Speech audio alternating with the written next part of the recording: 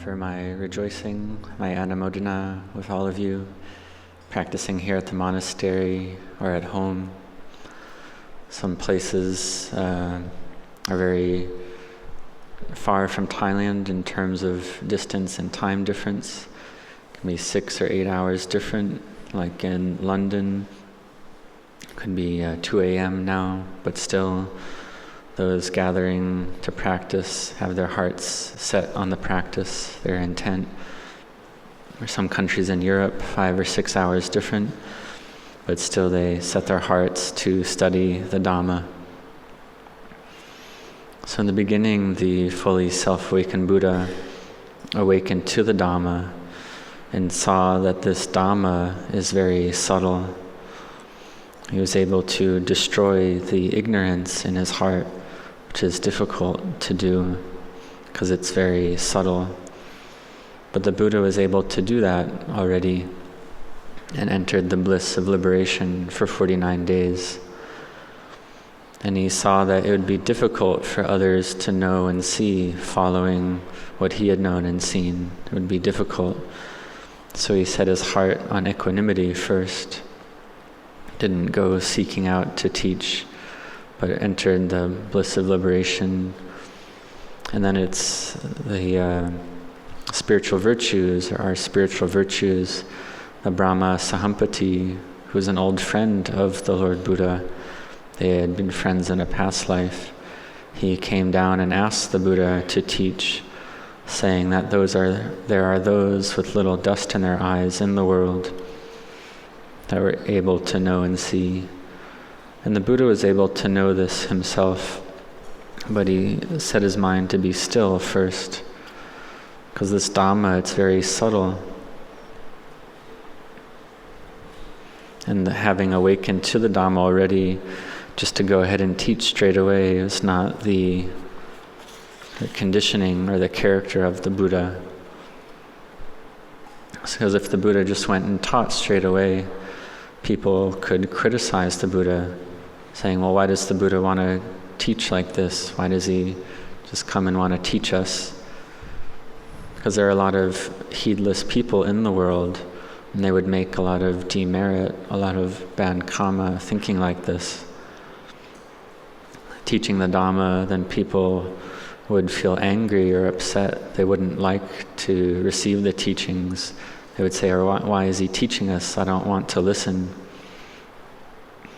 It's just like with our own friends and family. If they do something wrong or something we don't like, we want to tell them, to give them advice or suggestions, but they don't want to listen. They don't like to hear that advice. They say, well, why are you interfering with my affairs? It's my business, not yours. That means their heart isn't open to listening to our suggestions. So when we chant the invitation to give a Dhamma discourse, it means that we're opening up our hearts and minds, that our hearts and minds are ready to accept the Dhamma teachings. This is something of great importance. So we can look at the group of 5 ascetics with Venerable Anya Kondanya, who became the first awakened disciple of the Buddha. His mind was open to listening to the Dhamma. He had determined his parami already, and he was old, advanced in age already. He wanted to seek out, wanted to know the Dhamma. So on his first listening to the Dhamma, he realized stream entry, Sotapanna, the first stage of awakening. But the other 4 ascetics, their minds were not open, so they did not see the Dhamma. But Venerable Anya Kondanya, his mind was open, so he realized stream entry. Then he told his 4 companions, his 4 friends, suggested that they open their minds as well. And they're able to gradually open their minds, and each of them realized stream entry in due course. And later, during the teaching of the Anattalakkhana Sutta, or the discourse on the characteristic of not self, all 5 of that group of 5 ascetics realized full awakening, arahantship. And the Buddha asked those 5 ascetics, who are stream enters already. Material form, rupa, is it permanent or impermanent? Similarly with feeling tone, perceptions, mental formations, and sense consciousness, are they permanent or impermanent? Do they last or do they not last? And the five ascetics answered that they're impermanent, they don't last, they're not stable, not lasting. Then the Lord Buddha continued to ask, saying, well, these form, feeling, perceptions, mental formations, and consciousness, are they suffering or happiness? Are they sukha or dukkha? Sukha meaning pleasure, happiness. Dukkha meaning they're not able to last, they can't sustain themselves. And sukha means that they can last forever, last all the time. So we see that this body, if the body didn't ever get sick or didn't change, then that would be qualified as sukha. But dukkha means that it can't last, it must change according to causes and conditions. So we have this material form, this body, and it does change according to causes and conditions. It's dukkha. Just like I asked you earlier, are you tired? And you said yes. You awake early in the morning and you feel fresh because you've had some rest and eaten some food as well. This gives your body energy and strength. But then you use your body throughout the day to do different things, and then it gets tired, becomes tired later on.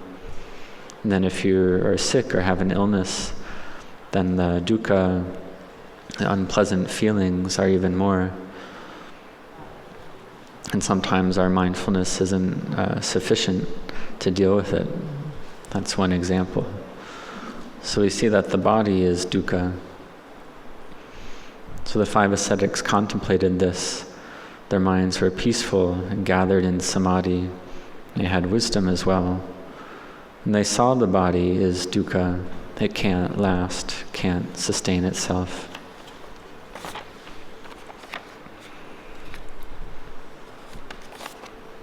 And so the Buddha then asked, well, these phenomena, they're not lasting, they're impermanent, both material form and mental phenomena. And being impermanent, then you accept that. And being impermanent, then they're dukkha as well, stressful, unsustainable. And so they're impermanent, not lasting, stressful, or not able to be sustained. They have change as their nature. Their nature is to change. So given this, should you cling to them as self, as me and mine? Well, we can ask, well, how can it be self? Because it changes. Do we want it to change? Or we don't want it to change? So the five ascetics contemplated this, and they saw that it really is impermanent in truth. They've already seen the materiality arising. They saw that already and realized stream entry. They saw the change in material form. Saw that since being a child, the body keeps changing since birth to the present. It keeps changing in the present. Then it keeps changing ongoingly until the point of degradation and disintegration. So they saw it's impermanent, it doesn't last. And it changes with every in and out breath. Every day it's changing. The body's changing every day. And this is dukkha, stressful for the mind and body. Just that much. And the mind doesn't want that. The mind doesn't want old age, doesn't want sickness, doesn't want death. So we see this material form, it's not able to last. And mental phenomena are the same way.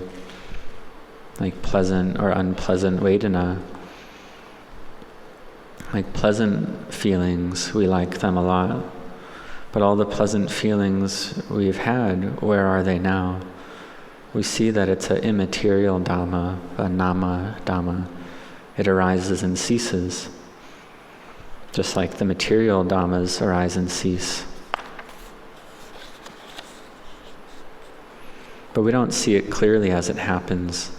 We have to see it degrade and pass away to be able to see it. But actually, as it arises, it's already passing away at the same time.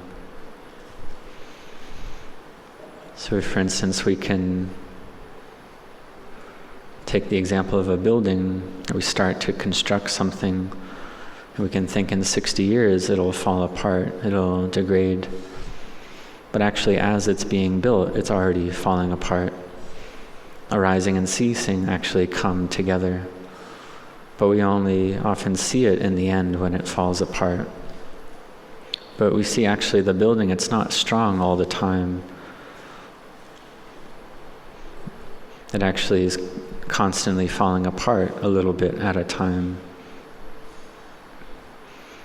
And if we have jnana, if we have insight, if we have wisdom, we actually see it degrading all the time.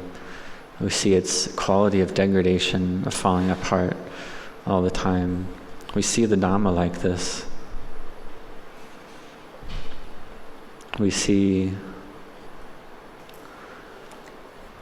it clearly in front of us. It's degrading, it's falling apart every hour, every minute, according to time. And if we think of this, we can accept it. But to see it with insight and wisdom, we see it actually degrade in the present. So this is one example. So to see like this is to see the Dhamma, is to see change, to see impermanence or evanescence. So this Vedana and feeling, all the nama dhammas, the perceptions, mental formations, sense consciousness, they're all the same. Again, we can look at pleasant feeling, or sukha vedana. So many people come on vacation to Thailand and they feel happy. They feel this quality of pleasant feeling. But then they go home and that pleasant feeling goes away. Then they need to travel again to seek it out, seeking out that pleasant feeling. So that's suffering as well, because it doesn't last. It arises, stays for a while, and ceases. So we take our minds to contemplate this point, and we ask, well, who is the owner of this pleasant and unpleasantness? These perceptions and memories, are they self? We see they arise and cease. We can use similes to understand this more clearly. Like perceptions and mental formations, they lack essence, they lack heartwood. Sense consciousness is compared to an illusion or a magician's trick. The eye contacts form or sees form, and there's a feeling of seeing. The ear with the sounds, there's a feeling of hearing. This is arising and ceasing all the time like that. And when it arises, the mind clings to it every time, clings to it as permanent, as sustainable, as self. And the sankharas, these mental formations, are said to have no essence, no heartwood, just like a banana tree has no heartwood. And these sanya, memories or perceptions, we really think that they're true, we think that they're a reality, but we see that it's just like a mirage. We see a mirage and we think that there's actually water there, but when we come closer we see that actually there's nothing there. Just like if we're at the beach, at the ocean, and the sun is strong, we may take a look and think that there's a pool of water at a certain location in the distance. But as we get closer, we see it's not there at all. So we see that this feeling tone, perceptions, mental formations, consciousness, they're impermanent, they don't last, they're not sustainable in this way. And so the 5 ascetics answered that one shouldn't cling to them as self.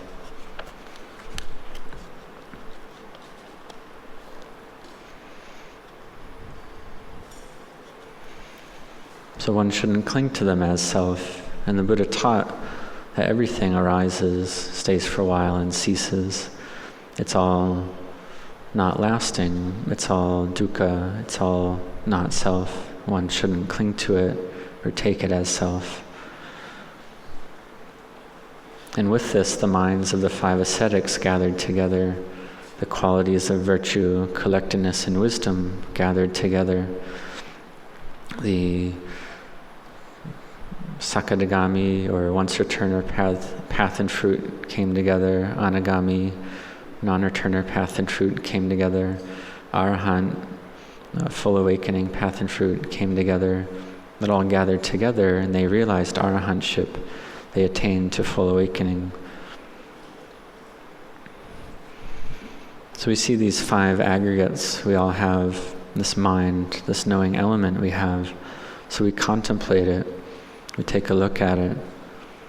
We practice and train the mind to contemplate material form and mentality, to see it as impermanent, as dukkha, it can't last, it is not self, in order to bring the mind to be able to let go. And we see that we're able to let go, whether a lot or a little.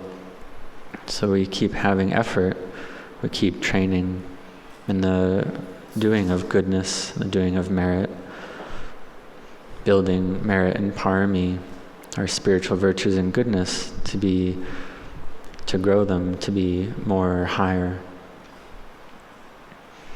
And when they become more like that, then virtue, collectedness, and wisdom, sila, samadhi, panya, gather together. And they bring our minds to see the Dhamma, to see Nibbana, to reach Nibbana, to reach true happiness. So we practice and train, and we may feel tired and weary. We may feel that it's difficult. So this means that we have suffering, we have dukkha in our Dhamma practice. So this is the painful path of practice. And this painful path of practice can either go fast or go slowly. But we feel that it's difficult. We feel that it takes effort and it's hard to do.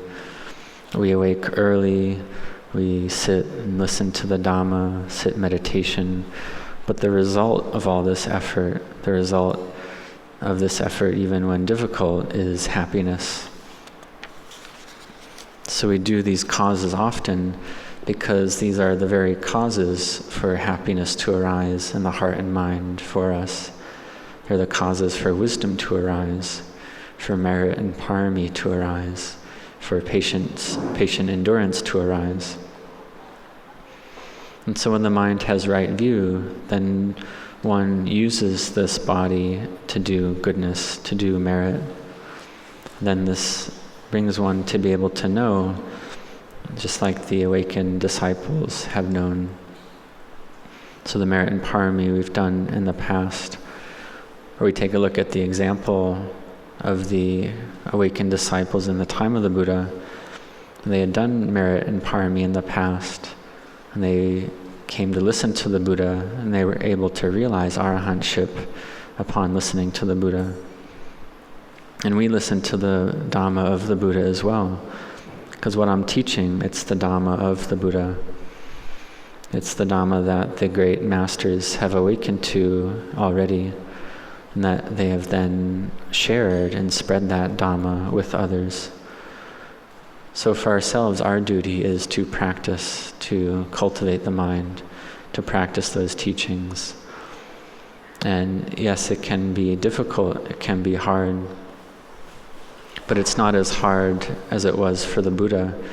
It's not as difficult as it was for the Buddha to realize awakening and to teach us. Venerable Ajahn Chah compared it to an orchard. The Buddha is the one who created the orchard and planted the trees, cultivated the orchard.